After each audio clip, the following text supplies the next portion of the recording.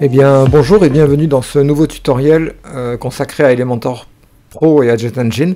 Aujourd'hui, nous allons voir comment créer une archive des termes avec JetEngine dans WordPress. Alors, le principe va être le suivant. On va se retrouver sur un site donc, qui me sert de test, que j'ai monté il y a quelques jours.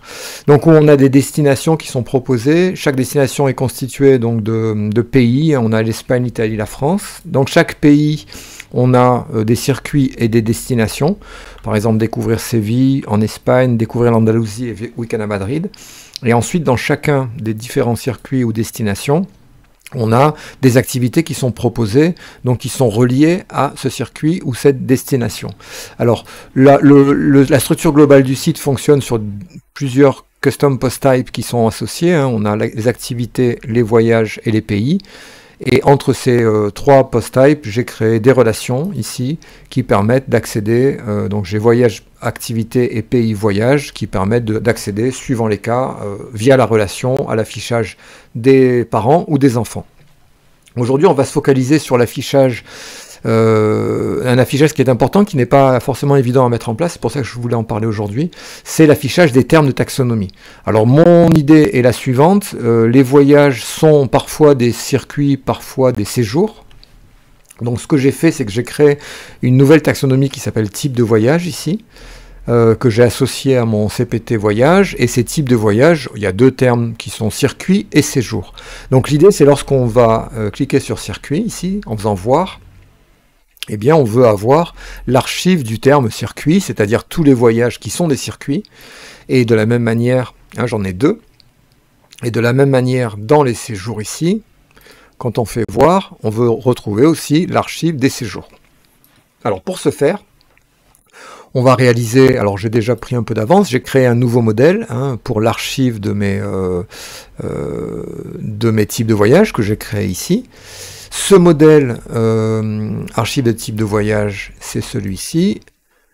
Ce modèle, en fait, j'injecte dedans un listing. Alors j'ai créé un listing qui s'appelle listing voyage pour archive taxonomie. Alors je vais vous montrer ce listing que j'ai créé précédemment dans JetEngine ici. Listing voyage pour archive taxonomie, et ce listing c'est l'affichage simplement du titre du post type que je récupère ici, le titre de l'article, l'image à la une du voyage, et c'est tout. Donc là j'ai créé ici ce listing qui est bien connecté à post voyage, donc ça c'est parfait.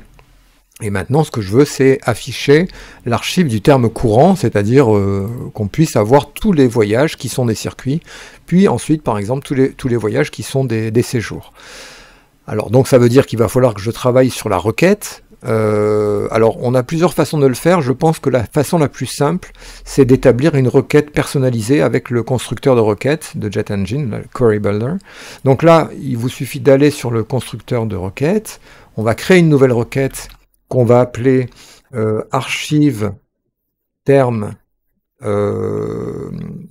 j'ai appelé type de voyage, type voyage. Alors c'est une archive c'est une requête qui va nous retourner des articles. Si on fait preview, on va retourner des articles.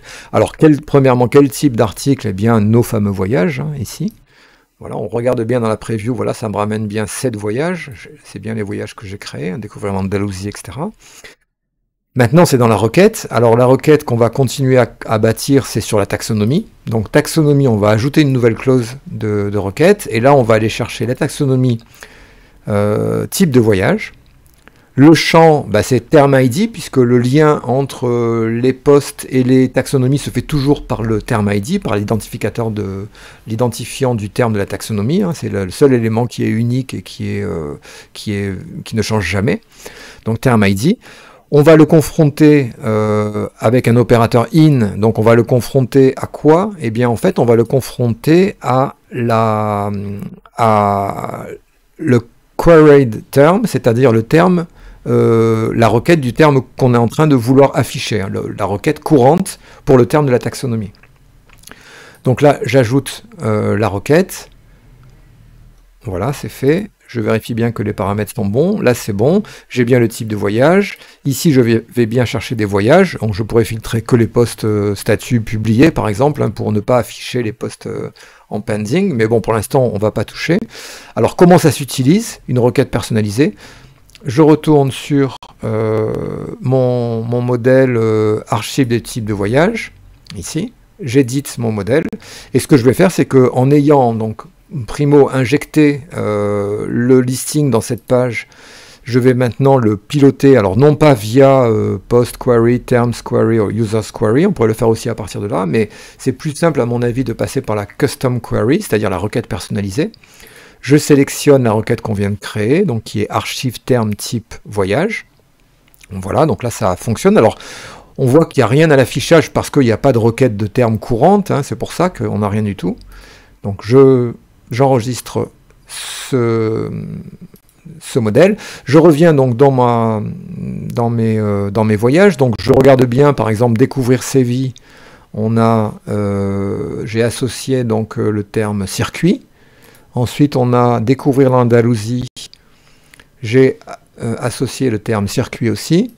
Et dans Week-end à Madrid, j'ai associé le terme séjour. Voilà. Donc si je vais maintenant dans mon type de voyage ici, taxonomie circuit, et que je fais voir, donc alors, en faisant voir, ça va appeler le modèle que j'ai créé, puisque ici, en fait, on affiche l'archive, puisqu'il y a deux éléments, donc c'est forcément un tableau dynamique, hein. Il y a deux post types qui sont associés à circuit, c'est les deux que je viens de vous montrer.